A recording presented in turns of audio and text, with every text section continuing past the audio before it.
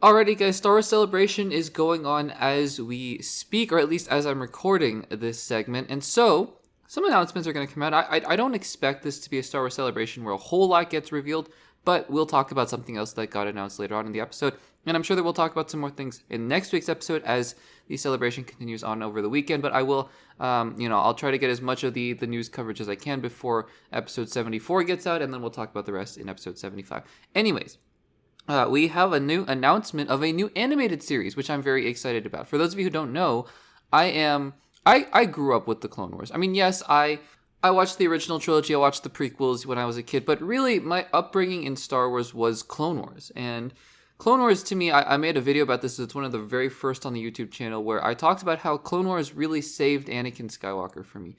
And, created the definition of the character that I always expected to see. So I love Clone Wars. It has a very, very special place in my heart. And I've loved that Dave Filoni has continued to make these Clone Wars-esque animated series with, I am not a big fan of Bad Batch, I'm not going to lie, but I like that he's at least exploring that realm of post-Episode 3. And then also Tales of the Jedi, Tales of the Sith, Tales of the Underworld. Rebels, I'm not going to lie, I wasn't a huge fan of it, but some of the stuff I loved, especially with Ahsoka and Vader. So, and of course, the Ahsoka episode with Hayden Christensen was great as well. So, a new animated series I'm always excited about, and it's going to be called, and I'm very excited about this, Maul Shadow Lord, because Darth Maul's inclusion in Clone Wars was one of the best things that they ever did, bringing him back. It was fantastic, Sam Witwer voicing him, and really just filling out an entire backstory in an animated show that, with a character that really had, 4 lines of dialogue in The Phantom Menace, and now is one of the most beloved characters in Star Wars. He's so complicated and rich, and I love that character. So,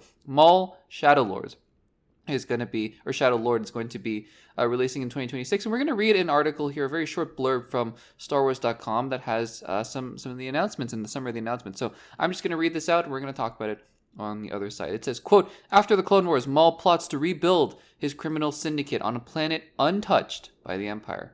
Love that. Love hearing that. During the 20th anniversary Lucasfilm animation panel at Star Wars Celebration Japan, surprise guest Sam Witwer took the stage to reveal to the galaxy as the star of the next animated series Star Wars Maul Shadow Lord. Witwer first portrayed Maul in Star Wars The Clone Wars, reprising the role in Star Wars Rebels. In a new series that's set after the events of the final season of The Clone Wars, Maul rises again to lead the underworld factions. Fans attending the panel in person got an early look at the series' new animation style with an in-room only sizzle. Star Wars Maul Shadow Lord is currently in production and will debut on Disney Plus in 2026. I love this. There were talks at some point, I believe, about doing a post Clone Wars Maul series, or doing something post Clone Wars up season 7, where you discover where you get from that crime lord syndicate, right? Crimson Dawn. And also, there's a whole lot to explore. I wouldn't be surprised if Emilia Clarke doesn't reprise her role as Kira. I think that would be interesting because of what we saw in Solo: A Star Wars Story. He is definitely active as the leader of Crimson Dawn, and I think that would be a super interesting thing to explore, right? What they fill in the backstory of Solo: A Star Wars Story, and also get him to a place where by the end of the series, right, we see how he can be that old hermit version of Maul who's secretly plotting as he meets Ezra Bridger in Rebels. So I'm very excited about this. I think that of all the animated series that you could do, again, still within the realm of Skywalker Saga, because you could definitely do a whole lot of things outside of the Skywalker Saga. I think this is one of the most exciting things that they could have picked. I love Maul as a character. Clone Wars saved Anakin Skywalker for me, but Clone Wars also really revived Maul in a big way. So what do you think about Maul Shadow Lord, the new animated series from Star Wars? Are you excited about this, or would you prefer something else? Let me know in the comments down below.